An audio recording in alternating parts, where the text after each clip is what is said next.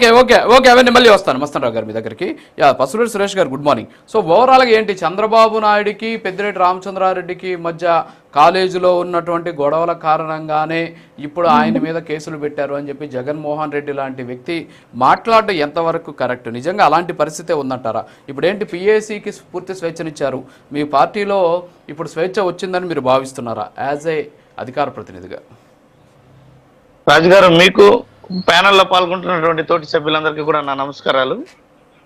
ఈరోజు మీరు చర్చలోకి తీసుకొస్తున్నటువంటి అంశాలను కానీ చూసినట్లయితే పొలిటికల్ అఫైర్స్ కమిటీ అనేది ఏ రాజకీయ పార్టీలో అయినా కూడా సర్వసాధారణమైనటువంటి విషయం. ప్రతి ఒక్క పార్టీకి కూడా వారి యొక్క అంతర్గత విషయాలు, ఏ రకంగా పార్టీని ప్రజల్లోకి తీసుకెళ్లాలి, పార్టీ యొక్క విధి విధానాలు ఏ రకంగా ఉండాలన్నటువంటి అంశాలపైన ఎప్పటికప్పుడు చర్చించుకోవడానికి, దానికి అనుగుణంగా కార్యాచరణ ఉండడానికి పొలిటికల్ అఫైర్స్ కమిటీ అనేది ఎప్పటి నుంచో పనిచేస్తుంది.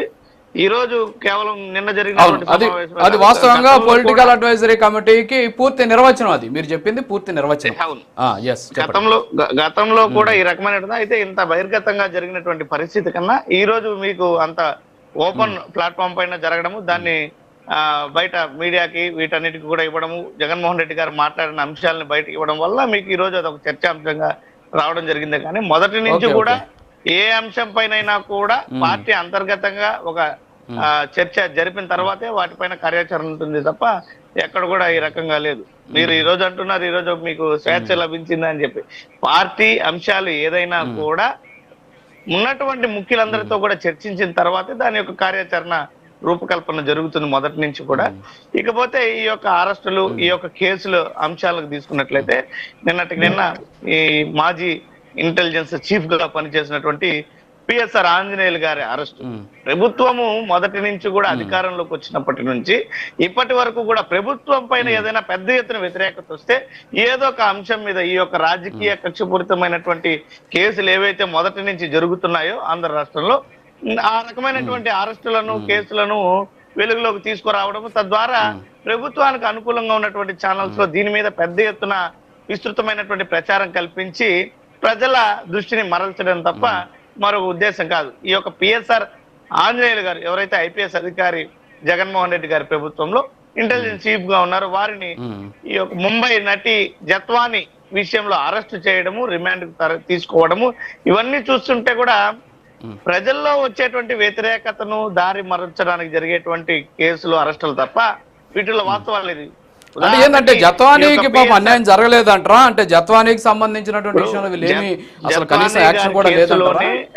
హైకోర్టులో ఆవిడ మీద 5 ఎకరాలకు సంబంధించినటువంటి భూమి ఏదైతే ఫోర్జరీ అంశం మీద అమ్మకానికి ప్రయత్నం జరిపినట్టు హైకోర్టులో ఆధారాలు సమర్పించడము, దాంట్లో ఉన్నటువంటి విద్యాసాగర్ అనేటువంటి ప్రధాన ముద్దాయి కావచ్చు, మరొక 2 ఐపీఎస్ అధికారులు ఉన్నారు, వాళ్ళకు కావచ్చు కోర్టు ఆల్రెడీ హైకోర్టు ముందస్తు బెయిల్ ఇవ్వడము, ఈ యొక్క ఆధారాలు కూడా క్షుణ్ణంగా పరిశీలించి తర్వాత బెయిల్ ఇవ్వడం జరిగింది.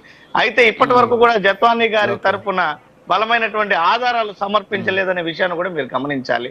మరి ఆవిడ మీద గతంలో ముంబైలో అనేక కేసులు ఉన్నాయి, పారిశ్రామికవేత్తలను బెదిరించినటువంటి కేసు కానీ ఇతరత్ర కేసులు కానీ కూడా ఆవిడ మీద ఉన్నటువంటి పరిస్థితి. సురేష్ గారు దయచేసి మీకు ఒక చిన్న కరెక్షన్, ఒక్క నిమిషం మీకు కరెక్షన్ ఏంటంటే జత్వానీ మీద కేసులు లేవండి. జత్వానీ పారిశ్రామికవేత్త అయినటువంటి సజ్జన్ జిందాల్ మీద కేసు పెట్టిందండి. అత్యాచారం చేశాడని చెప్పేసి అమ్మాయి పోలీస్ స్టేషన్ల చుట్టూ తిరిగితే కనీసం పోలీసులు పట్టించుకోకపోతే కోర్టుకు వెళ్ళి కోర్టు నుంచి డైరెక్షన్ తోటి కేసు పెట్టించుకుంటే ఆ కేసు కోసం మీ పార్టీ అధినేత అప్పటి సీఎం ఏం చేశాడనే దానికి ఒక చిన్న బైట్ ప్లే చేస్తా. మీరు మాట్లాడారు కాబట్టి ఒక చిన్న బైట్ ప్లే చేస్తా.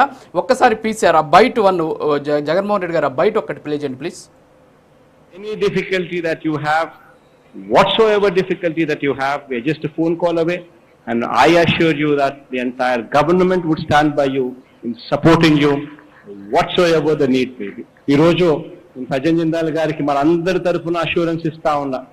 Any difficulty that you have, whatsoever difficulty that you have, we are just a phone call away, and I assure you that the entire government would stand by you in supporting you whatsoever the need may be. ఈ రోజు సజ్జన్ జిందాల్ గారికి మన అందరి తరఫున అది సురేష్ గారు, అది కడపలో స్టీల్ ప్లాంట్ కి సంబంధించి సజ్జన్ జిందాల్ గారికి ఒక ముఖ్యమంత్రి గారు బహిరంగ సభలో ఇచ్చినటువంటి మాట ఏంటంటే ఎంటైర్ గవర్నమెంట్ మీకోసం నిలబడుతుంది, ఫోన్ కాల్ అవేలో మేము మీకోసం ఉంటాం, ప్రజల తరపున ఆయన అష్యూరెన్స్ ఇచ్చారు. ఆ అష్యూరెన్స్ ఏంటి అనేది కూడా మళ్ళీ పోయే ముందు నేను మళ్ళీ ఇంకోసారి అది ప్లే చేసి కూడా చూపిస్తాను నేను మీకు. సో ఆ అష్యూరెన్స్ మేరకే ఇదంతా కూడా జరిగింది. పూర్తి సాక్ష్యాలు మీకు ఇస్తాను జత్వానికి సంబంధించినటువంటి ఇష్యూకి సంబంధించి. క్యారియర్. ఒక పారిశ్రామికవేత్తకి రాష్ట్ర ముఖ్యమంత్రిగా ఉన్నటువంటి వ్యక్తి భరోసా ఇవ్వడంలో తప్పేమో సార్. ఈ కేసుల విషయమో లేదంటే ఆయన పెట్టేటువంటి కేసుల వ్యవహారమో సపోర్ట్ ఇవ్వడం అనేది అంటే రాష్ట్రంలో వారు పెట్టుబడులు పెట్టడానికి కానీ పరిశ్రమలు నెలకొల్పడానికి కానీ ఉపాధి అవకాశాలు కల్పించడానికి కానీ జగన్మోహన్ రెడ్డి గారు చెప్పినటువంటి వ్యాఖ్యలు కేవలం జిందాల్ గారికి మాత్రమే కాదు, ఏ ఒక్క పారిశ్రామికవేత్త రాష్ట్రానికి వచ్చినా కూడా అప్పట్లో ఒక business is of doing business చేయడానికి వాళ్ళకి అవకాశాలు ఏ రకమైనటువంటి అవకాశాలు కల్పించాలో వాటి మీద రాష్ట్ర ప్రభుత్వం కానీ రాష్ట్ర ముఖ్యమంత్రి కానీ ఆ రకమైనటువంటి వెసులుబాటు కల్పించినటువంటి పరిస్థితి. అంతేగాని వారి వ్యక్తిగత అంశాల్లో మీకు కావాల్సినటువంటి సహాయ సహకారాలు అందిస్తున్నటువంటి ఉద్దేశం కాదు అది.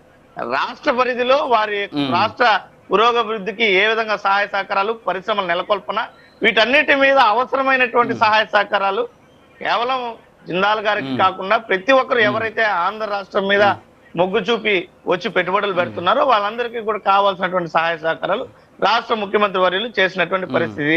దానికి అనుగుణంగానే అనేక పరిశ్రమలు పెట్టుబడులు వచ్చినటువంటి పరిస్థితి.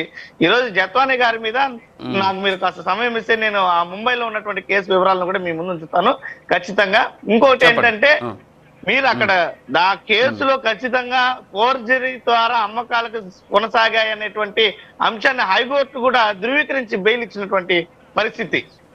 ఏదైతే విద్యాసాగర్ రావు అనేటువంటి వ్యక్తికి సంబంధించినటువంటి భూమి ఫోర్జరీ ద్వారా ఈ యొక్క విద్యాసాగర్ ఫోర్జరీ చేసినటువంటి కేసులో భూముల్ని ఆమె కొట్టేస్తే 4 IPS అధికారులు, 2 CIలు స్పెషల్ ఫ్లైట్లు టికెట్లు వేసుకొని CMO నుంచి ఫ్లైట్లు వేసుకొని అంత పగడ్బందీగా పోయి ముంబైకి పోయి ఆమెను కట్టడి చేసి ఫోన్లు తీసుకొని ఇంట్లో బంధించి తీసుకురావాల్సిన అంత ప్రయారిటీ ఏంటి మీరు చూశారు. రిమాండ్ రిపోర్ట్ చూసారో లేదు, కోర్టు కూడా సమర్పించారు. మీరు చెప్పిన ఆ కోర్టుకే సమర్పించారు. 4 IPSలు పోయారు. ఫ్లైట్ టికెట్లు కూడా బహుశా కావాలంటే నేను మీకు పంపిస్తాను. నేను అంత ఇంపార్టెంట్ ఏంటి అంటే ఎవడో ఒక కుక్కల విద్యాసాగర్కి భూముల్ని కబ్జా చేశారని చెప్పేసి మీరు కూడా చూశారు. బహుశా ఎవరైతే దాంట్లో సంతకాలు పెట్టారో వాళ్ళు తిరుమల దర్శనం కోసం మేము అడిగితే మా ఆధార్ కార్డులు తీసుకున్నారని చెప్పేసి సాక్షులు కూడా చెప్పినటువంటి పరిస్థితి. మరి ఇవన్నీ కూడా మర్చిపోయి సజ్జన్ జిందాలు మన PSR ఆంజనేయులు ఒక ఉత్తమ పురుషుడు అని చెప్పేసి CMOలో ఏమీ జరగలేదని చెప్పేసి మొత్తం కూడా జత్వాని చేసిందని చెప్పేసి చెప్పడం అనేది నిజంగా మీ విజ్ఞతకు నేను వదిలేస్తున్నాను. క్లోజ్ చేయండి ప్లీజ్. ఒక విషయం రాజు గారు, కేసు వెనక జరిగినటువంటి పూర్వాపరాలు ఏ రకంగా ఉన్నాయనేది మనం ఊహాజనితంగా వాటిల్ని కన్ఫర్మ్ చేయలేని పరిస్థితి. సాక్ష్యాలతో మాట్లాడుతున్నాను నేను, ఊహాజనితం కాదు. వాస్తవాలు అనేటివి ఇప్పుడు ఒక కేసుకు సంబంధించినటువంటి పూర్వాపరాలన్నింటినీ కూడా చూసిన తర్వాత ఆ రోజు విచారణలో భాగంగా జరిగినటువంటి కొన్ని వాస్తవాలను బహిర్గతం చేయలేనటువంటి అంశాలు ఉంటాయి. ఆ రకంగా కొన్ని అంశాలని అనేక రకాలైనటువంటి కారణాలతో ముడిపడి ఉంటాయి.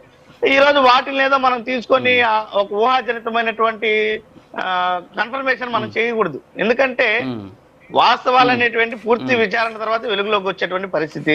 ఈ రోజు PSR ఆంజనేయులు గారి అరెస్ట్ కూడా ఆ రకంగా అనేక మందికి ముందస్తు బెయిల్ ఉన్నప్పటికీ కూడా కక్షపూరితంగా నేను ఒకటైతే స్పష్టంగా చెప్పగలను, కేవలం ప్రభుత్వ ప్రజా వ్యతిరేకతని కప్పిపుచ్చుకోవడానికి ఈ రకమైనటువంటి అరెస్టుల పర్వాలు వెలుగులోకి వస్తున్నాయి తప్ప మరొకటైతే కాదు. ఇవన్నీ కూడా రాబోయేటువంటి రోజుల్లో స్పష్టంగా ప్రజలకు అర్థమవుతుంది ఏ రకంగా జరుగుతున్నాయి వీటి మీద అనేటువంటి. ఈ రోజు చూస్తున్నాం, ఈ రోజు రాష్ట్రంలో మొన్న వరుస ఒక డొల్ల కంపెనీ ఫిబ్రవరిలో ఏర్పాటు చేసినటువంటి కంపెనీకి ఈ రోజు 3,000 కోట్ల విలువైనటువంటి భూమిని దారదత్తం చేసింది ఈ యొక్క ప్రభుత్వం. వాటిని ఏ రకంగా చూడాలి అంటే ఇలాంటి అంశాలు వెలుగులోకి వచ్చినప్పుడంతా ఒక అరెస్టు, ఇలా ప్రభుత్వ వ్యతిరేకత బయట వచ్చిన ప్రతిసారి ఈ రకమైనటువంటి కుట్రపూరితమైనటువంటి కేసులు వెలుగులోకి తీసుకురావడం, వాటిని కప్పిపుచ్చుకోవడం, ఇంతే కదా.